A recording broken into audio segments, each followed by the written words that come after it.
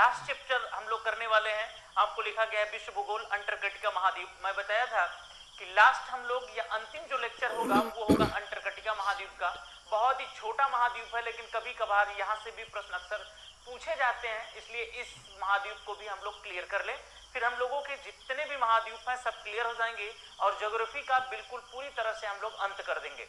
इसके बाद काम आप लोगों का रहेगा कि डेली जो प्रैक्टिस सेट दी जा रही है उन प्रैक्टिस सेट को आप लोग धुआंधार करिए। मार्केट में जितने भी प्रैक्टिस सेट मिल रहे हैं सबको एक तरफ से करिए। आप, मुझे विश्वास है कि मैक्सिमम प्रश्नों को आप लोग वर्तमान समय में कर भी पा रहे होंगे, तो आप करते रहिए। और जहां कंफ्यूजन हो, जहां भी कंफ्यूजन हो, तो आप जब क्लास चलती है उसमें कमेंट लिख के आप पूछ सकते हैं।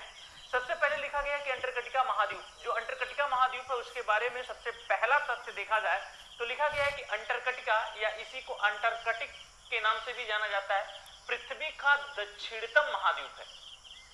पृथ्वी का सबसे दक्षिणतम महाद्वीप कौन सा होगा? अंटार्कटिका होगा, जिसमें दक्षिणी ध्रुव अंतर्निहित है। मतलब इसी महाद्वीप पर कौन सा ध्रुव स्थित है? दक्षिण ध्रुव स्थित है। यह एशिया, अफ्रीका, उत्तरी अमेरिका और दक्षिणी अमेरिका के बाद पृथ्वी का 5वां सबसे बड़ा महाद्वीप है।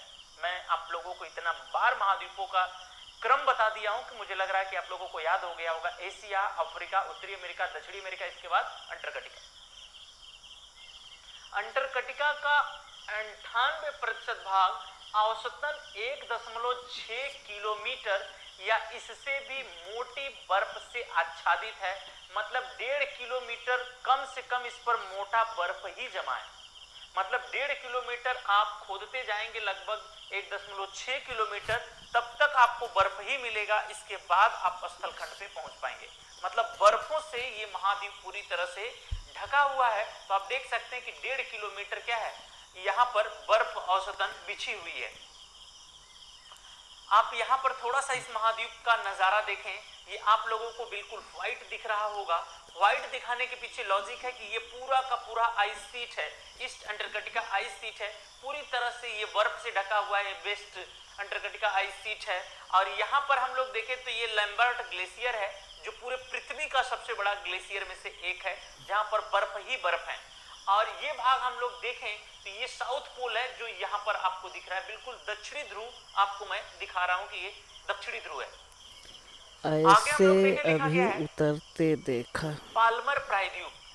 पाल्मर प्रायद्वीप से आप लोगों से प्रश्न बन सकते हैं, इसलिए पाल्मर प्रायद्वीप को आप देखिएगा कि पाल्मर प्रायद्वीप गर्मी में बर्फ से कुछ हद तक मुक्त होता है। यह प्रायद्वीपी दक्षिणी अमेरिका के हार्न अंतरिक्ष की ओर बढ़ा है। हम देख सकते हैं कि जो पाल्मर प्रायद्वीप है यही है आपका पाल्मर प्रायद्वीप। पाल्मर प्रायद्वीप से हम लोग नीचे आते हैं तो 4897 मीटर ऊंचा आपको विंसन मैसिफ मिलेगा। यहाँ पर ये भाग जो हम लोग देख रहे हैं, यही भाग ये अंटार्कटिका को 2 भागों में बांटता है, 2 भागों में बांटेगा।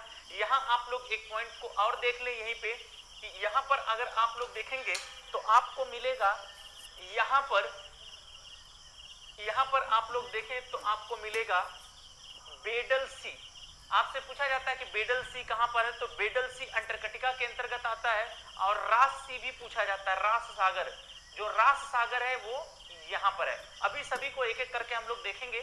और इस मैप में आप देख सकते हैं जो अंटार्कटिका उसे दर्शाया गया है। आप अच्छे से देख सकते हैं दूसरे वाले मैप में कि ये वाली जो सीन है, यही सीन यहाँ पर रख दिया गया है। तो ये अंटार्कटिका है, ये बिल्कुल ध्रुव है, ये बिल्कुल दक्षिणी ध्रुव है। और यही अंटार्कटिका महाद्वीप जो आपको दिखाई दे रहा है ये है। और जो पाल्मर प्रायद्वीप की बात किया जा रहा है, ये है पाल्मर प्रायद्वीप। इसमें भी आप देख सकते हैं यही है पाल्मर प्रायद्वीप, जो अगर हम लोग कहें तो ये अर्जेंटीना से काफी नजदीक है ये पाल्मर प्रायद्वीप। आगे हम लोग चलते हैं अगली टॉपिक पे। लिखा गया है आपके सामने कि इस महाद्वीप की खोज सर्वप्रथम प्रयास जेम्स कुक ने किया था। कई लोग इस महाद्वीप की खोज का श्रेय जेम्स कुक को ही देते हैं, जेम्स कुक को ही देते हैं। लेकिन अंटार्कटिक वृत्त पार करने के बावजूद भी इसकी मुख्य भूमि तक नहीं पहुंच पाए थे, ये आपको देखना है। लिखा गया है कि इस महाद्वीप की मुख्य भूमि की खोज करने वाला व्यक्ति बेलिंग घर पर नेटवर्क नहीं पकड़ा सासेन रूसी शाही नौसेना का एक कप्तान को माना जाता है जो 1820 ईस्वी में बोरिंग पे तो बढ़िया चला था। वोस्टॉक नामक जहाज पर सवार होकर यहाँ पहुंचा था। इसका क्षेत्रफल हम लोग देखें तो इसका क्षेत्रफल आप लोग देख सकते हैं कि 1 4 और आपको 6 बार 0 लगाया गया है, तो आप काउंटिंग कर सकते हैं इसके बारे में। और इतना वर्ग किलोमीटर है। जनसंख्या देखा जाए तो यहाँ पर कुल 5000 जनसंख्या पाई जाती है, लेकिन अस्थायी रूप से निवास करने वाले होते हैं ये लोग, शोधकर्ता होते हैं या वैज्ञानिक होते हैं या उनके सहयोगी होते हैं। आपको ध्यान देना है कि अंटार्कटिका पर कोई अस्थायी निवासी नहीं पाए जाते हैं। अंटार्कटिका पर बस शोधकर्ता ही पहुंचते हैं, वैज्ञानिक ही पहुंचते हैं, या हम लोग कहें कि इनके सहयोगी ही पहुंचते हैं।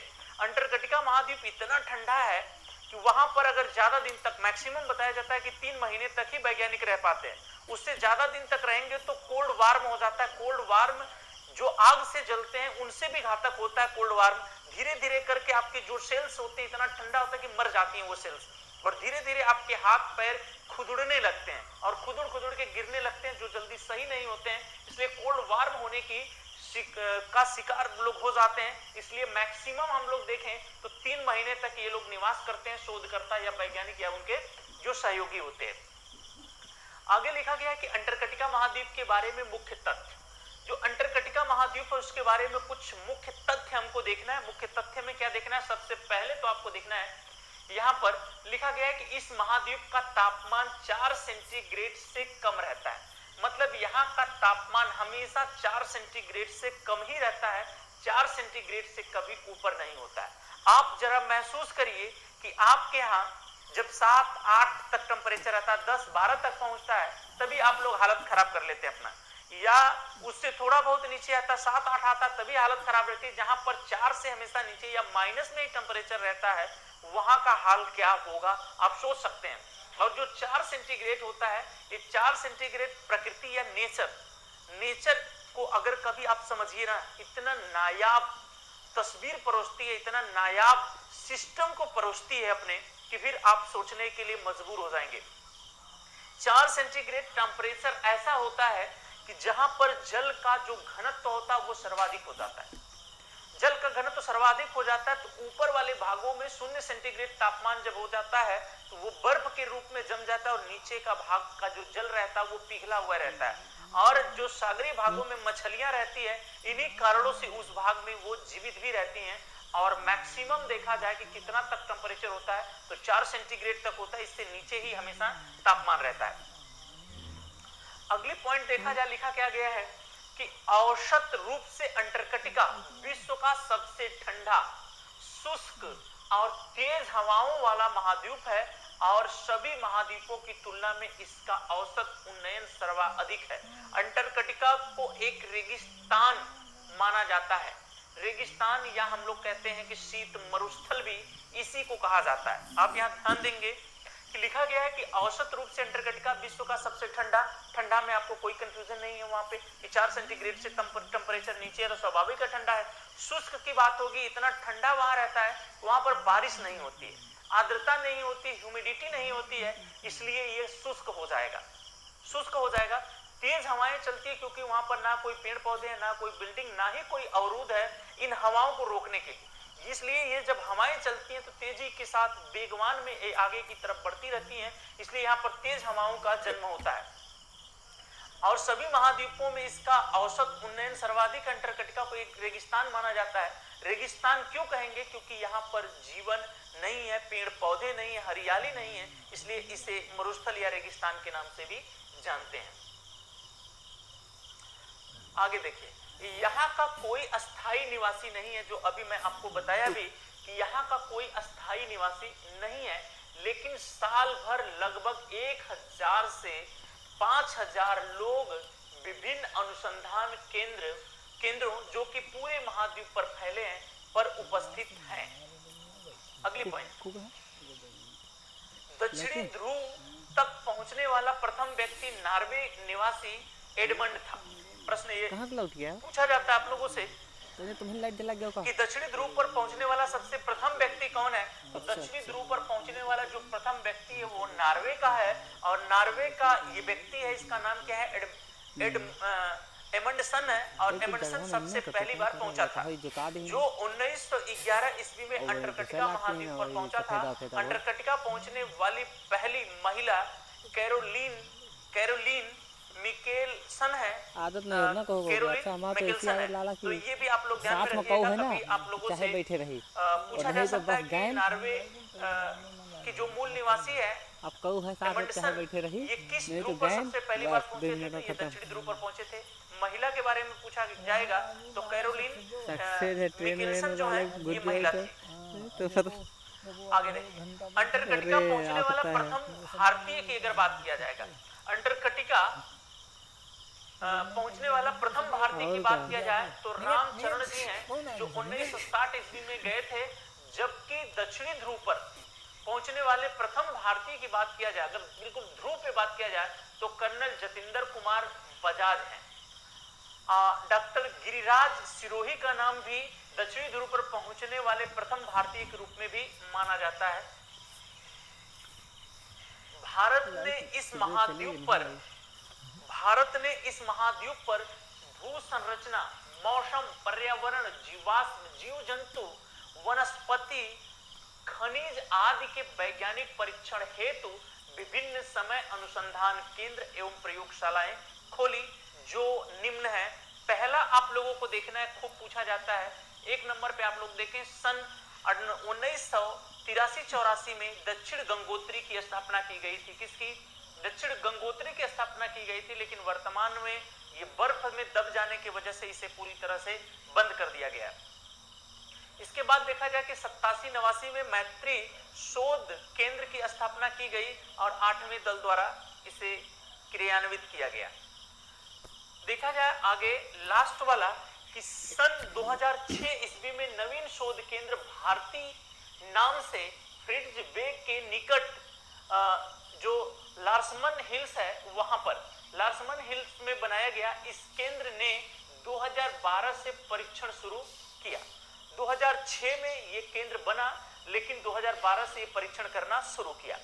आगे लिखा गया है कि गोवा के वास्को डिगामा में केंद्रीय अंटार्कटिक और समुद्र अनुसंधान संस्थान ने आइसोट्रेस लेबोरेटरी का उद्घाटन किया।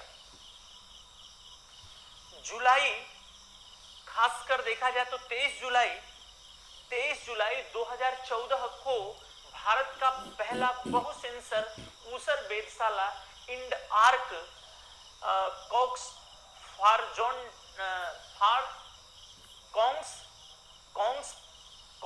लिखा है और जॉर्डन लिखा है, जॉर्डन में स्थापित किया गया। ऐसा नाम है कि नाम एक बार में नहीं निकल रहा है।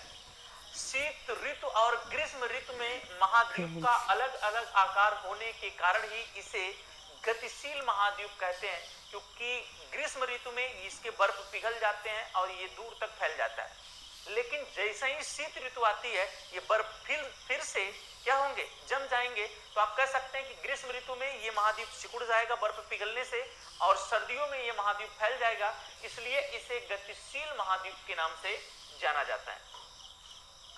अगली पॉइंट जो बहुत इंपॉर्टेंट पॉइंट है और फिजिक्स के दृष्टि से भी बहुत इंपॉर्टेंट है कि समुद्री तटों से बर्फ के बड़े बड़े टुकड़े टूटकर समुद्र में तैरते रहते हैं, जिन्हें हिमशैल कहते हैं। जिन्हें क्या कहते हैं? हिमशैल कहते हैं या आइसबर्ग कहते हैं। ये हिमशैल मीठे पानी के भंडार हैं, मतलब ये मीठे पानी के भंडार होते हैं। ये जो भाग हमें दिखाई दे रहा है ये बर्फ का भाग दिखाई दे रहा है, और ये पानी जल में तैरता हुआ आपको दिखाई दे रहा है। ये जो है ये जल की सतह है, ये जल की सतह है और ये बर्फ दिखाई दे रहा है। इस वर्ग को क्या कहा जाता है? हिमखंड, या इसी को आइसबर्ग के नाम से जाना जाता है। आइसबर्ग की विशेषता होती है कि इसका 1/9 हिस्सा क्या होता है, या हम कह सकते हैं प्रतिशत में मैं लिख दे रहा हूं, प्रतिशत में आप लोग देख लें कि यहां पर हम लोग देखें कि 10% भाग दिखाई देता है और 90% भाग इसका डूबा रहता है। कितना प्रतिशत? 90% भाग डूबा रहता है। और बड़ी बड़ी सीप को ये नीचे वाला भाग जब नहीं दिखाई देता है तो इस भाग में आके टकरा जाते हैं और टकराने से बहुत बड़ा दुर्घटना हो जाता है। जैसे टाइटैनिक जो जलयान का दुर्घटना हुआ था, कुछ इसी प्रकार के आइसबर्ग से टकराने के कारण ही हुआ था। आप लोगों से प्रश्न ये भी बनता है कि जो आइसबर्ग सागरी भागों में तैरते हैं उनका कितना प्रतिशत भाग बाहर रहता है, तो 10% भाग बाहर रहता है और 90% भाग इसमें डूबा रहता है। ये तैरते रहते हैं इस जलीय भाग में, इस पानी में, और ये मीठे पानी के स्रोत होते हैं। लिखा गया है कि अंटार्कटिका में बर्फ की 19 मीटर मोटी परत के नीचे बीदा नामक अत्यधिक खारे पानी की झील मिली है। अत्यधिक खारे पानी की झील 19 मीटर मोटी परत के नीचे जो बीदा नामक एक झील है ये मिली है। ये देखिए बहुत इंपॉर्टेंट टॉपिक ये रहेगी आप लोगों के लिए। लिखा गया है कि क्यूनमार पर्वत, आपसे पूछा जाता है कि क्यूनमार पर्वत किस महाद्वीप पर स्थित है। तो क्यूनमार पर्वत को देखा जाए तो इस महाद्वीप को 2 बराबर भागों में बांटती है। यहाँ की सर्वोच्च चोटी जो है इसका नाम है विंसन मैसिफ, जिसकी ऊंचाई है 4897 मीटर। हम लोग देखें जो क्यूनमार पर्वत है उसे देखें हम लोग, तो ये आपको दिख रहा है क्यूनमार पर्वत। क्यूनमार पर्वत इसे कितने भागों में बांटता है? 2 भागों में बांटता है। और यहाँ पर आप ढूंढेंगे तो आपको विंसन मैसिफ जो अभी बोला गया ये भाग मिलेगा। और विंसन मैसिफ हम पहले वाले फिगर में आप लोगों को दिखा भी चुके हैं। यहाँ पर फिर मैं बताऊं, ये रास सागर पड़ेगा, यहाँ पर बेडल सी पड़ेगा, आप लोग इसका भी ध्यान रखिएगा। आगे लिखा गया है कि माउंट इरेबस, जो माउंट इरेबस है इसके बारे में देखें कि माउंट इरेबस वोल्केनो जो है ये 3794 मीटर ऊंचा है और इस महाद्वीप का अकेला सक्रिय ज्वालामुखी है। आपसे प्रश्न ये भी पूछा जाता है कि माउंट इरेबस ज्वालामुखी किस द्वीप पर स्थित है या किस महाद्वीप पर स्थित है, तो आपका उत्तर होगा अंटार्कटिका पर। और इरेबस कैसी ज्वालामुखी है? तो एक सक्रिय ज्वालामुखी है। अगले पॉइंट लिखा गया है कि इस महाद्वीप की भूमि 3 महासागरों से घिरी है। कितने महासागरों से? 3 महासागरों से घिरी है। कौन कौन से महासागर? हिंद महासागर, प्रशांत महासागर और आर्कटिक महासागर होगा। यहाँ पर अटलांटिक लिख दिया गया है, आप अटलांटिक ना करिएगा, इसे काट दीजिएगा और अंटार्कटिका होना चाहिए। अंटार्कटिका महासागर से घिरी है। इन महासागरों के दक्षिणी छोर को दक्षिणी महासागर या अंटार्कटिक महासागर कहते हैं। आगे देखिए वेडल सी, अभी आप लोगों को मैं बताया था वेडल सी व रास सागर अंटार्कटिक महासागर के ही भाग हैं। अभी मैं बताया आप लोगों को, ऊपर वेडल सी दिखाया था और नीचे रास सागर दिखाया था। ये वेडल हो जाएगा और ये रास सागर हो जाएगा। ये पॉइंट देखिए, आप लोग इसको पहले ही पढ़ चुके हैं, समझ चुके हैं, लेकिन फिर भी देखिएगा। लिखा गया है कि सूर्य के उत्तरायण के बाद यहां 6 महीने तक रात होती है, जबकि सूर्य के दक्षिणायन के बाद यहां 6 महीने तक दिन रहता है। क्या रहता है? दिन रहता है। परंतु सूर्य की किरणें इतनी तिरछी होती है कि वायु गर्म नहीं हो पाती है और नवंबर से फरवरी तक का समय इस महाद्वीप का मुख्य ग्रीष्मकाल होता है।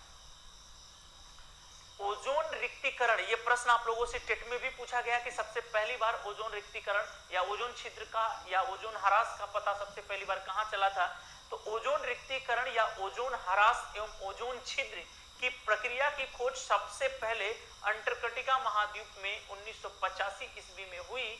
इसी छिद्र से होकर सूर्य की खतरनाक किरणें सीधे धरती पर पहुंचती हैं, जिसे आप लोग यूवी बोलते हैं। लाइकेन और मास लिखा गया आप लोगों के सामने, लाइकेन और मास।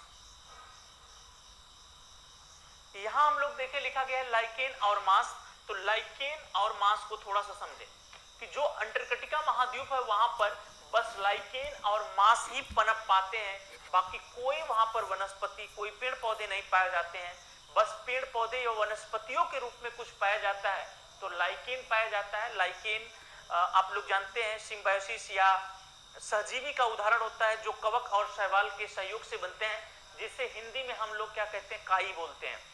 मांस एक प्रकार की घास है जो इन भागों में पाई जाती है। तो लाइकेन और मांस कहां पनपते हैं ऐसा आपसे पूछा जाता है, तो ये ध्रुवीय प्रदेशों में उगते हैं। आगे लिखा गया है कि अल्बाट्रोस व पेट्रल नामक उड़ने वाले समुद्री पक्षी तटीय क्षेत्रों में पाए जाते हैं। आगे लिखा गया है कि पेंगुइन इस महाद्वीप की अपनी पहचान है। पेंगुइन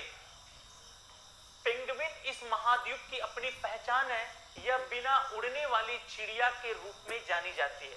ये उड़ती नहीं है, लेकिन इस महाद्वीप में पेंगुइन बड़े पैमाने पर पाई जाती है।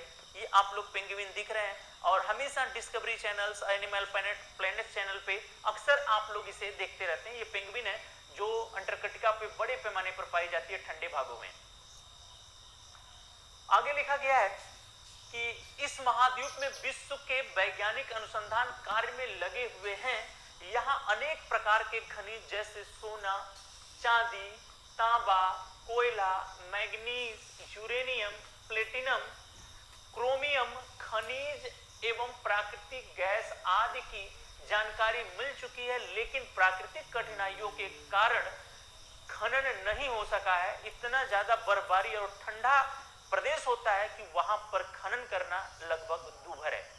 अगली पॉइंट लिखा गया है कि यह महाद्वीप वैज्ञानिकों को पृथ्वी के बारे में अधिक जानकारी देने के अनोखे अवसर अवश्य प्रदान करता है, इसलिए इसे विज्ञान के लिए समर्पित महाद्वीप भी कहते हैं। विज्ञान के लिए समर्पित महाद्वीप कौन सा है, तो आप लोग कहेंगे अंटार्कटिका। आपके सामने लिखा हुआ कुछ पॉइंट्स आ रहे होंगे। पहले पॉइंट्स में लिखा हुआ है कि मानचित्र पूर्णतः समाप्त और थैंक यू।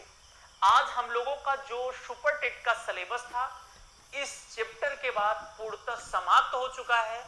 जितना आप लोगों की वीडियो डाली गई है मैं बिल्कुल क्रम से करवा दिया हूं। पहले कुछ वीडियो अव्यवस्थित हो गई थी, ऊपर नीचे भी हो गई थी, क्योंकि हम लोग देख नहीं पा रहे थे उस टाइम। अब जब देखा मैं तो मुझे लगा कि बिल्कुल अव्यवस्थित है, तो मैं पूरा व्यवस्थित कर दिया हूं।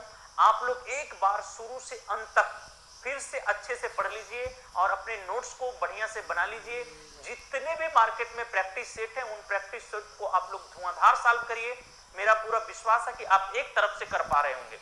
इसके बाद जो भी आप लोग सुपर टेट का एग्जाम 2-3 बार हुआ है, 3 बार, उन एग्जाम्स को आप दीजिए, उन एग्जाम्स के पेपर को आप सॉल्व करिए। देखिए एक तरफ से आप लोग कर पा रहे होंगे, तो इसी कॉन्फिडेंस के साथ आप लोग बेहतर ढंग से पढ़ाई करिएगा। फिर भी जहां आप लोगों को कोई समस्या, कोई परेशानी रहेगी, आप लोग बेहिचक चंद्रा इंस्टीट्यूट के ऐप से जुड़े रहिएगा, चंद्रा इंस्टीट्यूट के यूट्यूब से जुड़े रहिए और उस पर कमेंट लिखिए। और जो आप लोगों को